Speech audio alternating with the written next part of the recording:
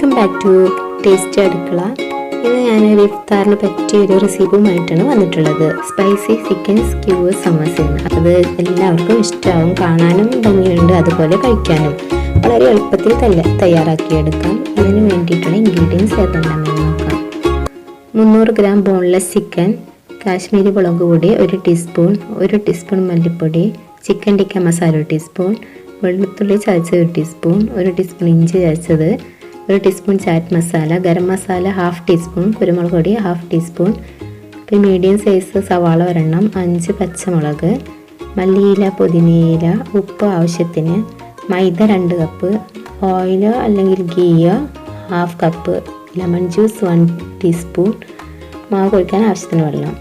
ഇനി ആദ്യം നമുക്ക് മാവ് കുഴച്ചെടുക്കാം. 2 കപ്പ് മൈദ ആണ് എടുത്തിട്ടുള്ളത്. അതിലേക്ക് ഉപ്പും 1/4 കപ്പ് ഓയിലും ചേർത്ത് നന്നായി മിക്സ് ചെയ്തെടുക്കുക.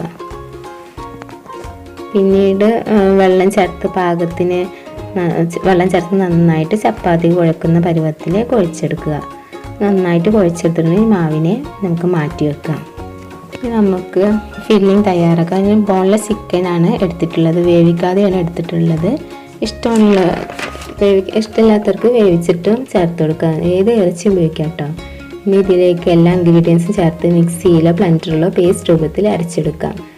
കാശ്മീരി മുളക് പൊടിയാണ് ഞാൻ എടുത്തിട്ടുള്ളത്. സാധാ മുളക് പൊടിയും ഉപയോഗിക്കാം കേട്ടോ. ചാറ്റ് മസാല, ചിക്കൻ ടിക്ക മസാലയൊക്കെ ഇല്ലേ, അത് ഓപ്ഷണലാണ്. ചേർത്താൽ ടേസ്റ്റാണ്. പിന്നെ നഗറ്റ്സിൻ്റെ ഒക്കെ ഒരു ഫ്ലേവറാണ് അതിന്. ഇനി മസാലയിൽ നിങ്ങളുടെ ഇഷ്ടമനുസരിച്ച് മാറ്റം വരുത്താം കേട്ടോ. അരച്ചെടുത്ത കൂട്ടിലേക്ക് ഉപ്പ് നോക്കി ആവശ്യമെങ്കിൽ ചേർത്ത് കൊടുക്കാം. ലെമൺ ജ്യൂസ് ചേർത്ത് കുഴച്ച് കൊടുക്കാം. സോസസ് ഒക്കെ വേണമെങ്കിൽ ടൊമാറ്റോ സോസ്, സോയ സോസസ് ഒക്കെ വേണമെങ്കിൽ ചേർത്ത് കൊടുക്കാം.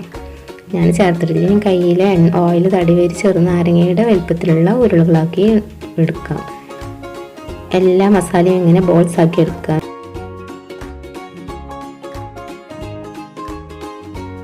ഇനി നമുക്ക് കുറച്ച് വെച്ച മാവിൽ നിന്ന് കുറച്ചെടുത്ത് പരത്തിയെടുക്കണം. കനം കുറച്ച് ചപ്പാത്തിയുടെ കനത്തിൽ വേണം പരത്തിയെടുക്കാൻ. കുറച്ച് നീളത്തിൽ തന്നെ പരത്തിയെടുക്കുക. ഇനി നമുക്ക് അരികെല്ലാം മുറിച്ചിട്ടൊന്ന് ഷേപ്പ് ആക്കിയെടുക്കുക. റിബൺ പോലെ വീതി കുറച്ച് മുറിച്ചെടുക്കാം. മാവ് പരത്തുമ്പോൾ അധികം നീളം വേണ്ട. നീളം അധികമായാൽ ഒരുപാട് റോള് വരും.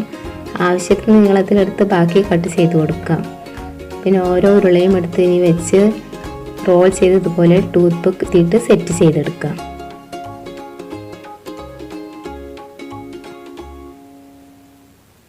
എല്ലാ സമോസയും റെഡിയായി വന്നിട്ടുണ്ട്. ഇനി നമുക്ക് സൺഫ്ലവർ ഓയിൽ വറുത്തെടുക്കാം. ഓയിൽ നന്നായി ചൂടായതിന് ശേഷം സമോസ ഇട്ട് കൊടുത്തതിന് ശേഷം തീ കുറച്ച് വേണം ഫ്രൈ ചെയ്തെടുക്കാൻ. ഉൾവശം നന്നായി വെന്ത് വരാൻ വേണ്ടിയിട്ടാണത്.